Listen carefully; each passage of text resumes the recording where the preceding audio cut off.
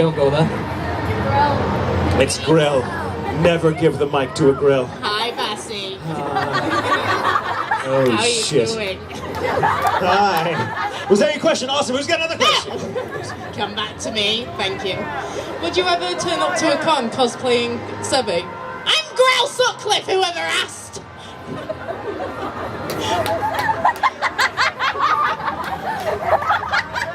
I would love to cosplay Sebastian, except there's a problem. I look nothing like him. So, I don't look like Grell, apparently. You look like Grell to me. I don't know how you cosplayers do it. Those wigs drive me crazy. After like 5 minutes, I'd be like, son of a bitch! This is my hat. That's your actual hair? Oh, well then, never mind. Now you really do look like Grell. Who's got the next question? Hello. Hi, two things. One, you know Kami-sama Kiss? Yeah. Was there a particular line in that series that maybe you had difficulty with, or that just sticks out for you in memory?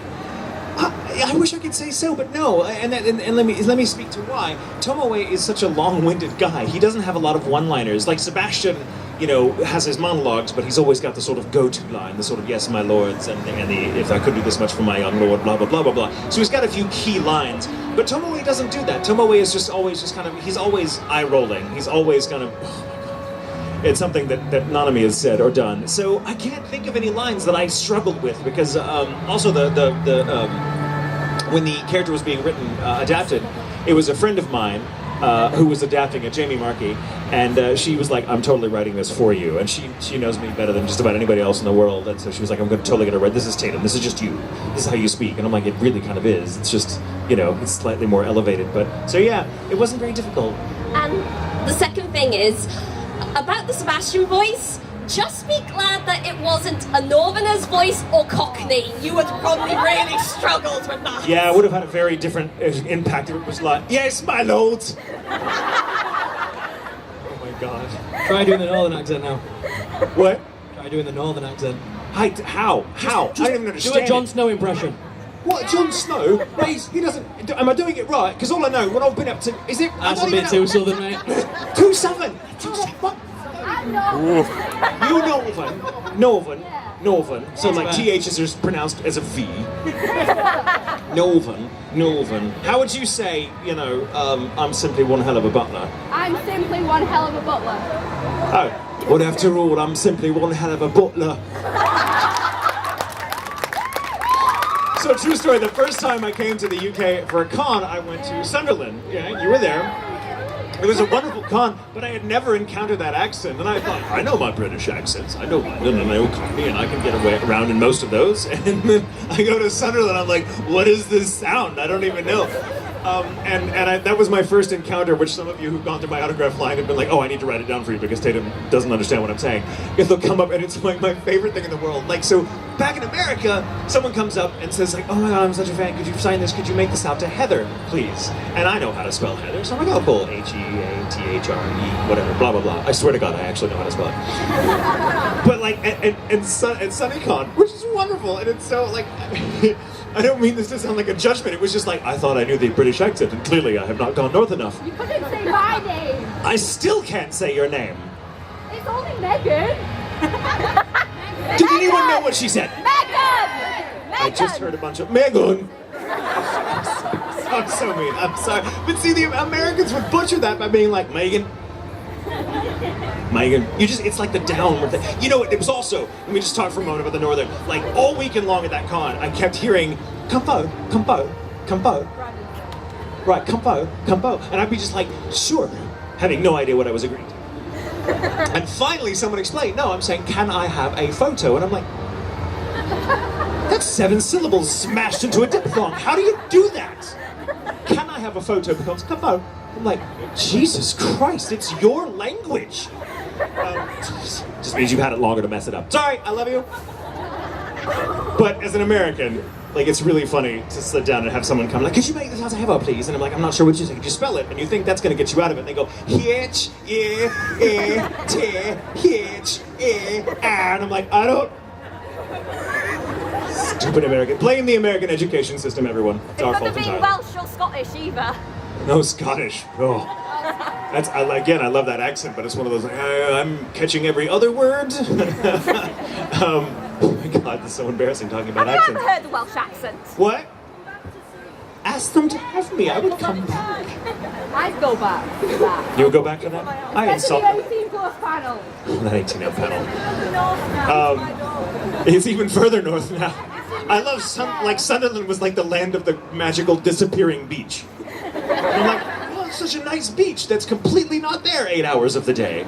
Like, I understand tides, but my God, this is like 4 miles inland that's just disappeared, and the sun is out for like 8 hours and then it's gone.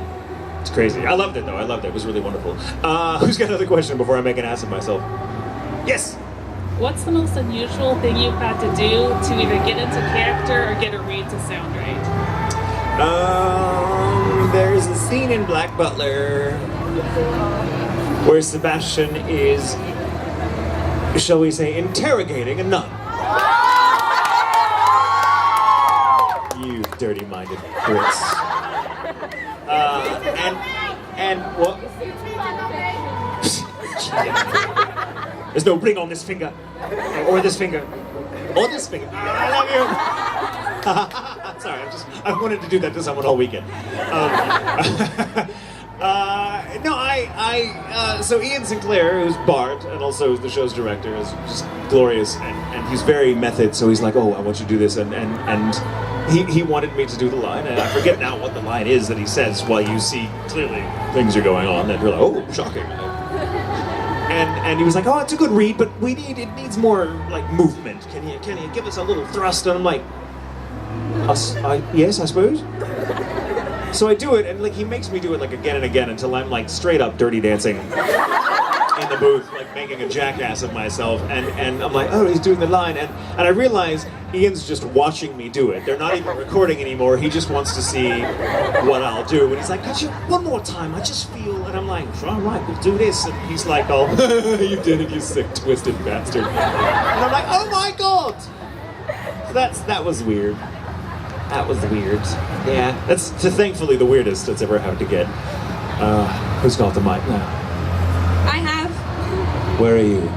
Oh, there you are. Oh, you rise up out of the floor. No, we asked this question earlier to you, and because you play the role of Kiyoya so well, has anyone called you mommy yet? All the time, every day of my life. Then that's weird. It's, hello, mommy, and I'm like, I'm not ready to be a mother.